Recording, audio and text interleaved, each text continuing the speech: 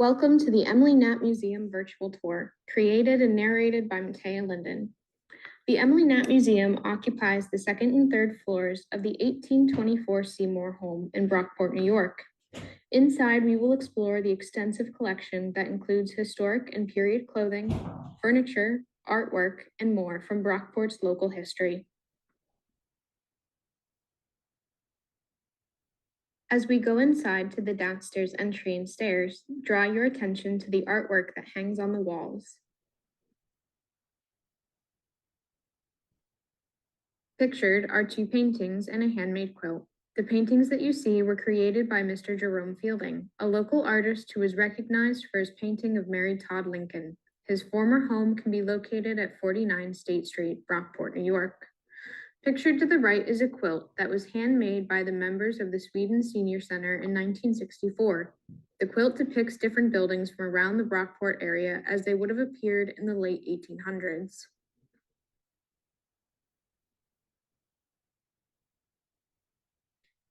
Pictured on this slide is William and Nancy Seymour. Their family were the owners of the house from the 1830s until 1936, when their son James Seymour donated the house to the village of Brockport to be used as a library.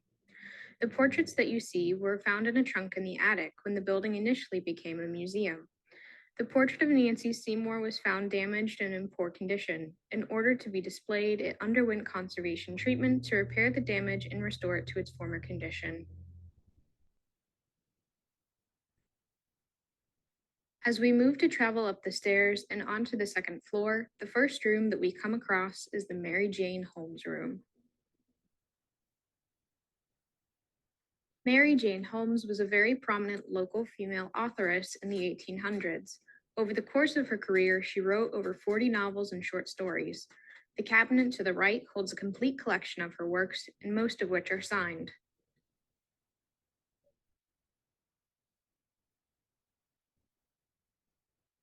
Pictured are Mary Jane and her husband, Daniel Holmes. He was a Yale graduate and lawyer in town.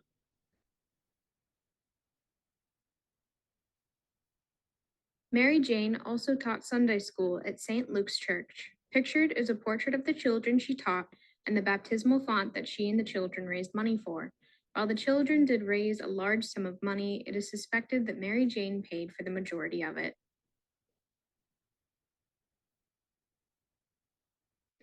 Pictured are some of the only things the Emily Knapp Museum has that were originally owned by Mary Jane. To the far left is a bedside stand. It's over 200 years old and lived by Mary Jane's bedside, holding all of her work in progress and writing materials.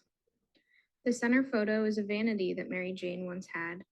However, none of the items that have been placed on the vanity are Mary Jane's belongings.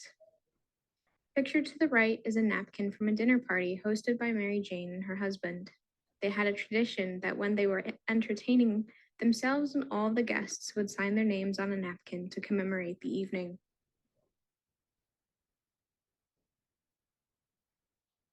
Fannie Williams is another well-known woman in Brockport's history.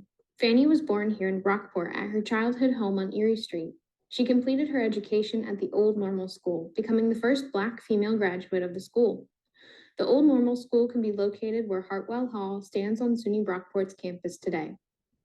After completing her education, she and her husband moved to the South and she became a school teacher.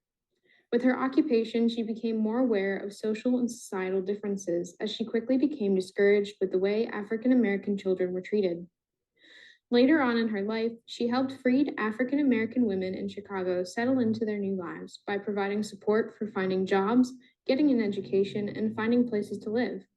She went on to tour the country advocating and speaking on behalf of freed slaves. After her husband's death, Fannie moved back to Brockport to a house on Erie Street where she lived out the remainder of her life. Unfortunately, very little has survived of Fannie's belongings. However, pictured here are two of her belongings the Emily Knapp Museum is very fortunate to have. To the left is a horsehair settee, and to the right is her parlor organ. The next room that we come into is the Victorian parlor. This room houses a variety of period objects that have been donated over the years.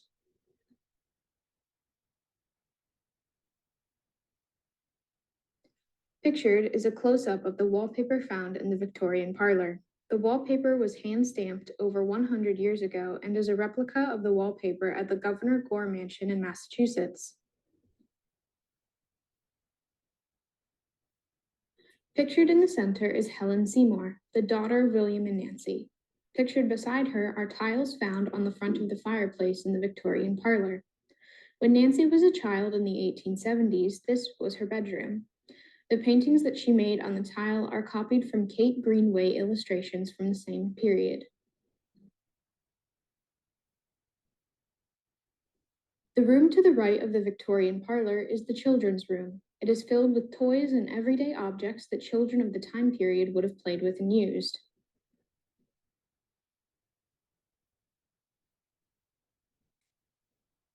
Also housed in this room is a reconstructed map of Monroe County.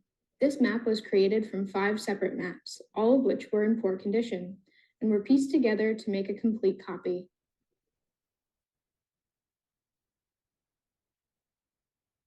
Moving across the hall, we come across the picture gallery. The picture gallery houses photographs from throughout Brockport's history, including classes from the Old Normal School, important figures in the community, special events, and more. Pictured are some examples of photographs that hang in the picture gallery. To the left are 2 photographs of factory employees, and to the right is a photo of Market Street and photos of a class at the Old Normal School.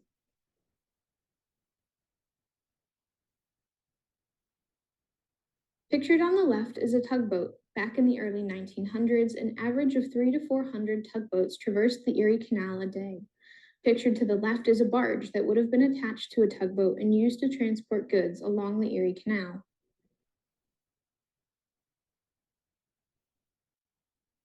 Moving through the hall of pictures, the next room you will find is the kitchen. The kitchen is filled with period artifacts that would have been found in the kitchen and dining rooms of the time. Pictured are a cabinet, clock, and bed. The cabinet contains various kitchen implements that would have been used at the time. The clock was manufactured in Medina by a company called Monitor Clockworks in 1907 that went out of business in 1918. The bed used to belong to an elderly shop owner on Main Street who during his lunch breaks would use the bed placed in the apartment above the store to take a nap. Hanging on the wall above the bed in the kitchen is artwork created by Helen Roby, the great niece of William Seymour. Some of her work found in the collection was found in a trunk in the attic, like many other collection items from the Seymour family.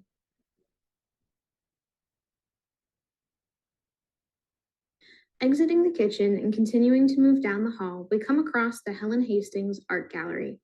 Helen Hastings was a niece of William Seymour, and many of her paintings were found stored in the attic.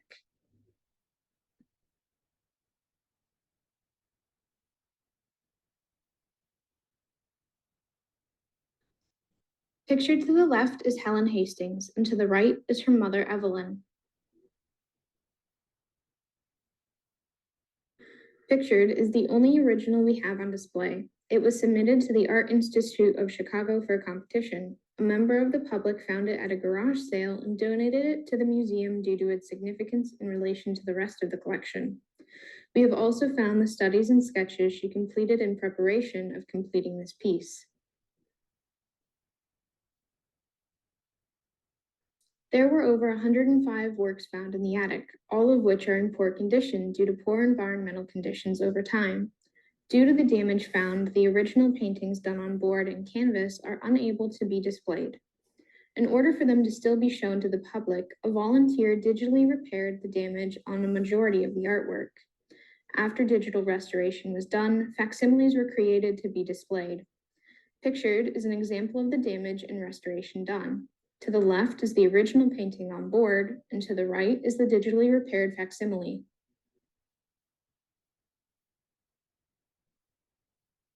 Exiting the Helen Hastings Gallery and heading back down the hall, to the left we will find the Canal Room. The Canal Room holds a variety of objects, including a cabinet belonging to Heil Brockway from the early 1800s, a display of General Electric's products pertaining to the old factory that can be found on State Street, and many other small pieces that showcase Brockport's history as a village along the canal.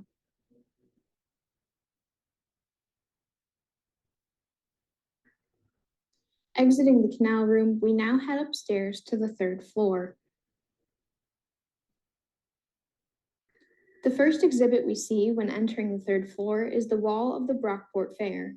The fair was a very popular attraction to locals, tourists, and the city population of Rochester in the early 1900s.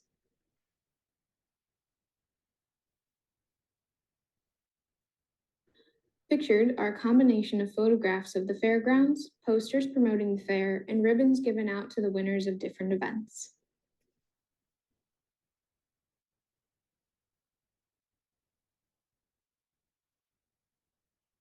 Welcome to the third floor main room. It holds a variety of displays, including the Civil War, World War I, World War II, Brockport Fire Department and Police Department, and the James Seymour Theater displays.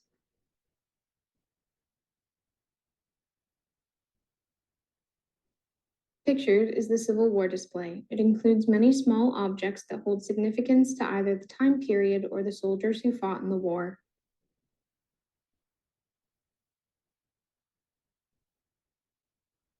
The Soldiers' Memorial Tower, erected on the outskirts of the village of Brockport, still stands today as a memorial to the veterans of the Civil War. In 1851, Horatio Beach, publisher of the Brockport Republic newspaper, persuaded the Brockport Rural Cemetery Association to donate a plot of land for the tower. William Bill Stevens built it from Medina sandstone selected from the Holberton quarries. The total cost was slightly over $8,000. On September the 1st, 1894, villagers held a dedication service. Since that day, the tower has deteriorated and only 3 of the original 30 or 40 graves remain. The chapel, vault, and iron circular stairs, and 10 or 12 feet of the tower's top portion are no longer in existence. In 1954, Brockport's villagers defended a serious movement to demolish the tower. In 1994, the 100th anniversary of the tower's erection, a committee solicited funds to restore the crumbling memorial. After its restoration, the Soldiers' Memorial Tower was placed on the state and national registries of historic places. And on July 12, 2019, the town of Sweden held a dedication ceremony and unveiled its historic marker. Pictured is Milo Starks and his 4 sisters. Milo was born on July 16, 1836. The Starks family lived for many years at 5137 Lake Road in the town of Sweden. They held the occupation of farmers and nurserymen. Milo enlisted on February 31, 1862. He and the men he recruited from Brockport, Clarkson, and the town of Sweden formed the 140th New York Volunteers, Company A. On July 2, 1863, at the Battle of Little Round Top in Gettysburg, Milo suffered 4 wounds and was treated at the Baltimore Hospital and later sent home to recuperate, rejoining his regiment on September 30, 1863. He advanced to major on November 17, 1863, and fought at Saunders Field in the Battle of Wilderness on May 5, 1864. Milo died on May 8 on the slopes of Lord Hill during the Battle of Spotsylvania and was buried in a temporary grave until his body was later buried in the Beech Ridge Cemetery on Lake Road in Brockport, New York. The World War I display. This display holds objects including helmets and documents, as well as other small trinkets carried by soldiers during the war.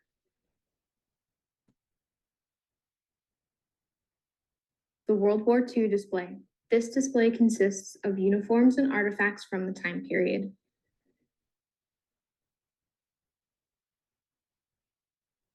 The Herbert Stanford display is a part of the World War II display. Lieutenant Herbert Stanford was a U.S. Army Air Force pilot stationed in England from 1942 to 1943. He flew a P-47 Thunderbolt and completed over 75 missions. He was awarded the Distinguished Service Medal in May 1944. He was a graduate of Brockport High School, class of 1939, and was a graduate of the Rochester Institute for Technology in 1942. His last mission was a reconnaissance mission in Vire, France, where he was last seen engaging with enemy fighters. He was listed missing, presumed dead, on July 18, 1944. Shown in his display are the contents of his war locker that were given to his widow when he was declared killed in action.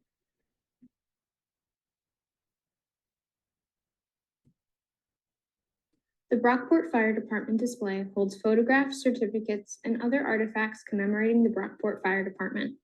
On either side of the display stands the system that previously lined Main Street that was used to alert the department when there was a fire. Similar to the Brockport Fire Department display, the Brockport Police Department display holds photographs, certificates, and other objects commemorating the Brockport Police Department.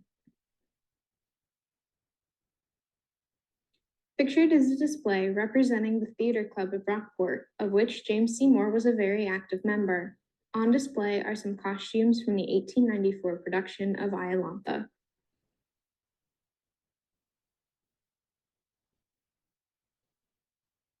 The William Hand collection takes up a majority of this bookcase in the main room on the third floor. William Hand is a poet, editor, and literary critic who completed a BA at SUNY Brockport. Exiting the main room on the third floor and moving to the end of the hall, you'll find the end room set up as a dentist's office. In the center of the photograph pictured is a large black box. This is the first X-ray machine used in Brockport. The dentist who originally owned this piece of equipment in his practice did not use PPE gear and eventually died of cancer from the exposure of using the machine.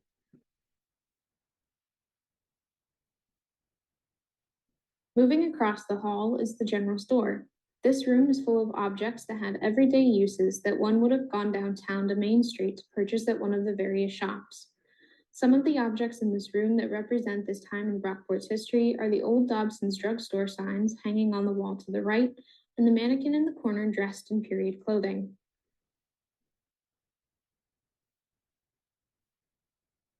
Moving down the hall and through the main room, we come across the Street of Shops. The Street of Shops is a representation of what Main Street shops would have looked like during the early to mid 1900s.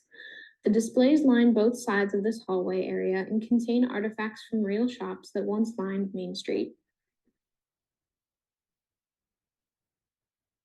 The Moore Schaefer Shoe Company was a local company that specialized in the production of women's shoes during the early 1900s. The company went under during the Great Depression.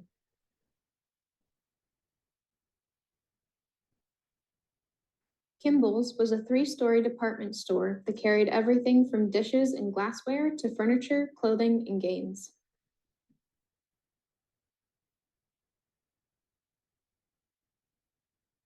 Fagan's was an accessories and accoutrements store for women in the early 1900s and used to stand where the Redbird now stands on Main Street today. Decker Hardware was a shop where more outdoor needs could be found and stocked items to aid in outdoor work and leisure. Dobson's drugstore was around for many years and up until the 1960s was located where Java Junction is today.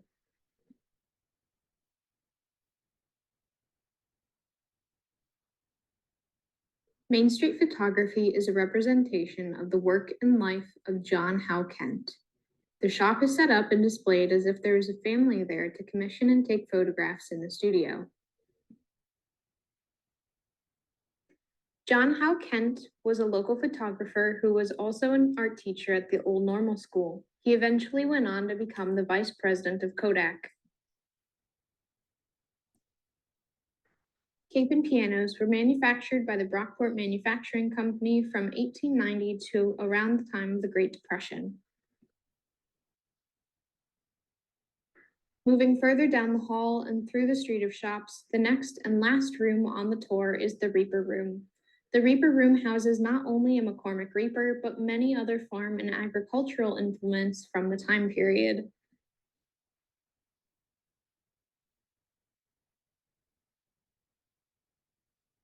Pictured is a miniature scale model of the McCormick Reaper. This smaller model would have been used by sales representatives traveling to help sell reapers to the local farmers. Pictured is the full-size McCormick Reaper. This Reaper was purchased and donated to the museum by Susan Manning after it was found in a barn in Hilton.